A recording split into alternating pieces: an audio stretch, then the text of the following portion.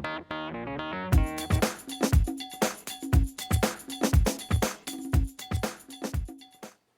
teman-teman, kembali lagi di channel YouTube aku. Aku Ana Adiani Setiasti dari program studi Bimbingan dan Konseling Universitas Sanata Dharma Yogyakarta. Di sini aku mendapat tugas dari mata kuliah Psikologi Kesehatan.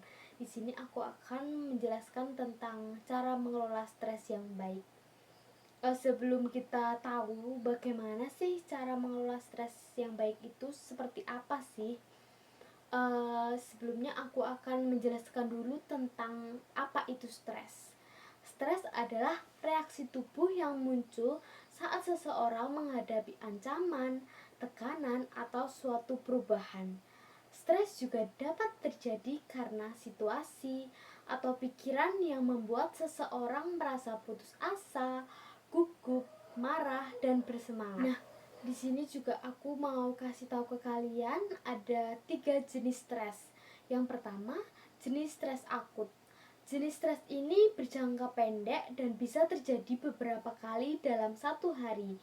Stres akut muncul ketika ada tantangan, ancaman, atau sesuatu yang tidak terduga terjadi. Contohnya adalah ketika kalian berselisih paham dengan pasangan, lalu akan berpidato pada suatu acara, lalu terjebak macet dan melakukan pelanggaran saat berkendara. Gejala stres akut ini meliputi peningkatan denyut nadi, denyut jantung, nafas cepat, dan berkeringat. Semua gejala stres tersebut muncul dengan cepat dan sangat singkat. Yang kedua adalah stres episodik. Jenis stres ini biasanya akan terjadi jika Anda sering mengalami episode stres akut. Orang dengan kondisi ini seringkali mengalami terlalu banyak tanggung jawab sehingga beban yang dimiliki cukup besar. Sama halnya dengan stres akut ya.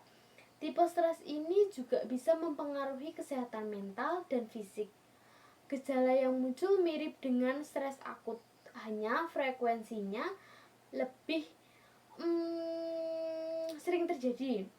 Bila dibiarkan, gejala stres ini bisa menyebabkan penyakit jantung dan depresi. Yang ketiga adalah stres kronis. Jenis stres yang terakhir ini adalah tingkatannya tinggi dan terjadi dalam jangka waktu yang lama. Seperti halnya penyakit kronis, tentu saja stres ini berdampak negatif bagi kesehatan, seperti menyebabkan gangguan kecemasan, penyakit jantung, depresi, hipertensi, dan sistem kekebalan tubuh yang melemah. Nah, di sini aku akan kasih tahu ke kalian cara mengatasi stres. Yang pertama adalah mengungkapkan keluh kesah kalian. Memendam perasaan bisa membuat kalian menjadi stres. Lebih baik lepaskan beban dengan mengungkapkan semua hal yang ada di pikiran kalian kepada orang terdekat atau psikolog. Percaya deh, pasti setelah semua keluh kesah dikeluarkan, perasaan Anda jauh lebih baik. Yang kedua adalah olahraga secara rutin. Dengan berolahraga, otot tubuh akan lebih rileks dan pikiran Anda pun akan teralihkan sehingga bisa memperbaiki suasana hati. Yang ketiga adalah melakukan meditasi.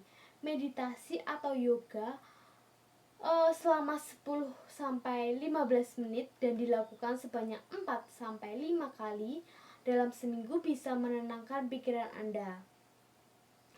Melakukan meditasi dapat menurunkan kadar hormon stres, yaitu kortisol, sehingga Anda bisa lebih tenang.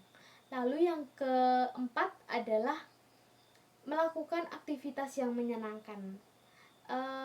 Melakukan kegiatan yang menyenangkan seperti memasak, berkebun, memelihara tumbuhan, dan melukis atau sekedar bernyanyi.